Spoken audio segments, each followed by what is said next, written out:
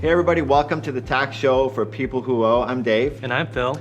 And today we're celebrating. What are we celebrating, Phil? Is your birthday?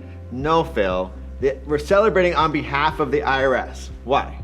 Because they just got a boom to their budget. A boom to their budget. After 10 years of depleting funds and resources, the IRS has a massive blank check.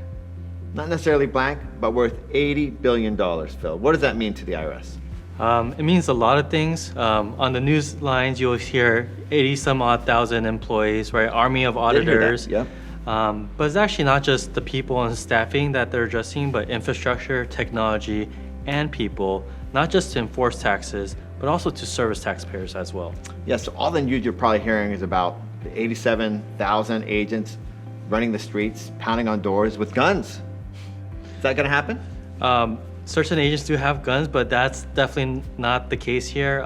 Those employees are going to consist of customer service representative, people who process your returns, as well as people who are ROs and are going to come knocking on your door, perhaps, hopefully not, but it's going to be a comprehensive hire. So a majority of the funds, believe it or not, have been earmarked for enforcement. So it's important that taxpayers who owe have a good idea what to expect next. If you've been sitting on the sidelines, right? You may have been doing that. What can we expect next? How will we know they're starting to enforce, Phil? So we've seen personally a lot more revenue officers being assigned to cases, interacting with taxpayers, and what we can expect to happen, David, is for enforcements to resume in full force. IRS has always had the information about who owes and how much they owe, and with the proper funding now, we're going to see a lot more taxpayer interaction. Yeah, we've noticed that a lot of the levers have been turned off in enforcement over the last couple of years, and the IRS typical response is lack of resources. Right. Now, what type of levers do you think are going to be turned on now, if you were to guess? If I were to guess, notice would be the first place to start, and a lot of people will be calling that 800 number, and plus plenty of customer service reps to pick up the phones.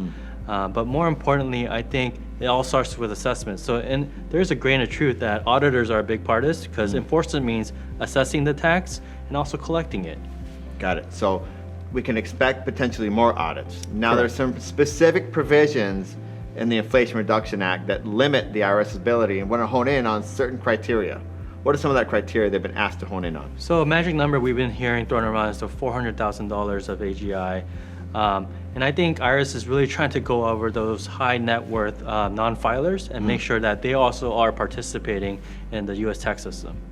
So that 400,000 AGI, adjusted gross income, is probably a lot easier said than applied. Explain. It's your typical chicken and egg problem, David. Okay. Sometimes there's not enough wage and income information on file for a taxpayer, so you don't even know how much they made. You don't know until you audit them.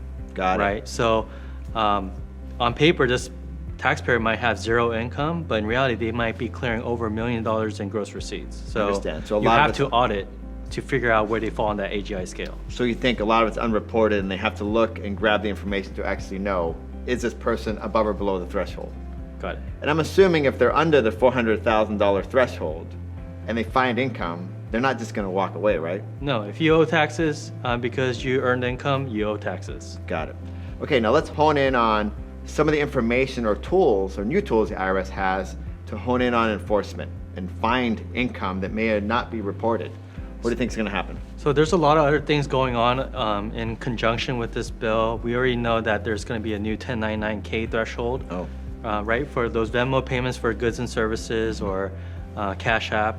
And we also have digital assets, right, 1099-DAs that are coming out that will now start reporting cryptocurrency transactions. So I think with this wealth of information and with the sufficient funding that the IRS is finally getting, you're going to see a lot more activity happening on a day-to-day basis. Yeah, I think you handled that question very well in the levers. We just heard about a couple different levers, been largely stagnant or put aside. Now they're going to be pushed forward, right? So what is this potential downstream impact? How many taxpayers are we talking that may not feel enforcement that are going to feel it now? So we know millions already file. So the question is, how many haven't filed but earned income? And that's going to be the most highly impacted group of taxpayers, potential taxpayers. So the idea is that the tax gap, if you guys, we've talked about this in the past, is how much is actually supposed to be paid to the IRS and how much is actually paid, the difference between the two. So is the idea to narrow the tax gap here? That's been the goal for many, many decades, and it remains to be the goal for the IRS to close that tax gap. And recent estimates from the commissioner himself said that could be as high as $1 trillion per year. So that $80 billion investment is supposed to have a great ROI and maybe knock some of that $1 trillion out? Yep, that's the theory, and that's the purpose of this additional funding because, as you know, IRS brings in the most revenue of any government agency. Got it. So those taxpayers who've been sitting on the sideline, we've generally seen a malaise for taxpayers who owe, understandably, because they're not getting notices of enforcement perhaps in the last couple of years. That's going to change. So this wait and see approach, Phil, what are your thoughts on that? You've waited, now you see. Definitely get ahead of the problem and don't wait around to get a phone call or knock on the door. Call a tax professional if you don't know where to start, and get representation as needed, but do something. Great advice again, Phil. If you've been waiting around with a tax debt and don't know where to go, please download our app and request help from Optima. We'll be able to look at your situation and let you know where you stand before the IRS Enforcement wing comes your way. Thanks again for watching, everyone. We'll see you next time. Hey everyone, thank you for watching today. Please be sure to like And subscribe. so you are up to date with all the information you need when you're taking on the IRS. And as always, do something.